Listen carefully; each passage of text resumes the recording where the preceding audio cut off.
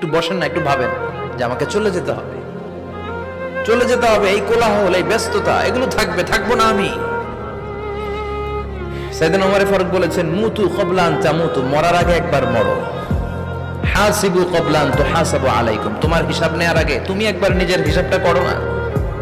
কাগজ বের করে একটু লিখো না কি কি ভালো কাজ করছিলা, যেগুলো দিয়ে নাজাতের ওসিলা হতে পারে, 1 2 3, আর কি কি আকাম কুকাম করছো দেখো না, লিখে দেখো তোমার অবস্থাটা কি।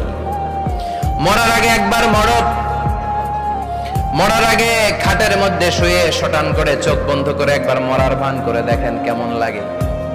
চোখটা বন্ধ করেন আর ভাবেন আপনি নাই, কি কি হতে পারে ভাবেন।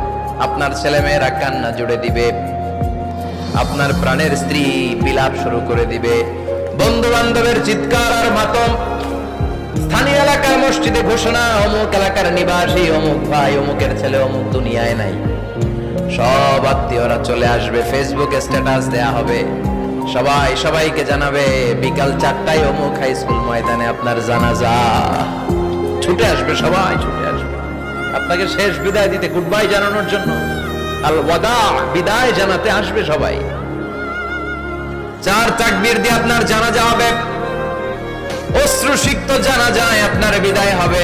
কাঠের খাটিয়ার মধ্যে করে কাঁধে তুলে আপনারে কবরে নেওয়া হবে, আগে থেকে খুঁড়ে রাখা কবরটার মধ্যে আপনারে বিছিয়ে দেয়া হবে, বাঁশের কচি দিয়ে তার উপরে মাটির চাপা দিয়ে সব চলে যাবে। ভাবেন না একবার চোখ বন্ধ করে, this is the circle of